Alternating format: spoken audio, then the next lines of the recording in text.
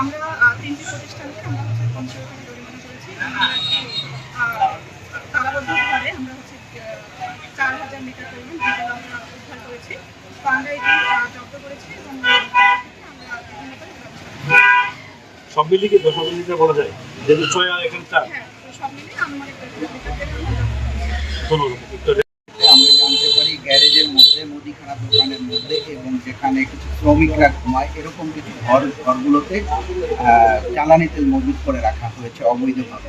এই সংবাদের ভিত্তিতে আমরা জেলা প্রশাসনের সহায়তায় অভিযান পরিচালনা করি এবং অভিযান পরিচালনা করে 3টে স্থান থেকে প্রায় 10,০০০ লিটার জ্বালানি তেল উদ্ধার করা হয়। তো বর্তমানে জ্বালানি তেলের যে কৃত্রিম সংকট এই সিন্ডিকেট করে রেখেছে, এই অবৈধ মজুতদাররা করে রেখেছে, এটার জন্য আমাদের কার্যক্রম এবং অভিযান চলমান থাকবে এবং আমরা যত দ্রুত সম্ভব এই অবৈধ যারা মজুতদার তাদেরকে আইনের আওতায় আনতে সক্ষম হবে এবং আমরা চেষ্টা করব যাতে এই সংকট কেটে যায়।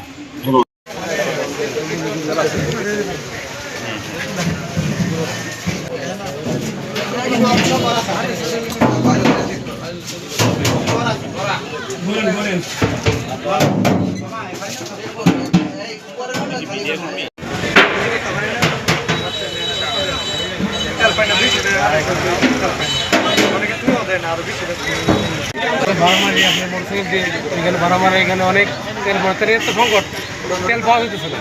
আর দ্বিতীয় এখানে অনেক সিন্ডিকেট আছে, আপনার তেল গেলে মজুত করে রেখে রেখে আপনার পরবর্তী বেশি দাম বিক্রি করে আর কি। তো আমরা খুব কষ্টের ভিতরে আছি। আমরা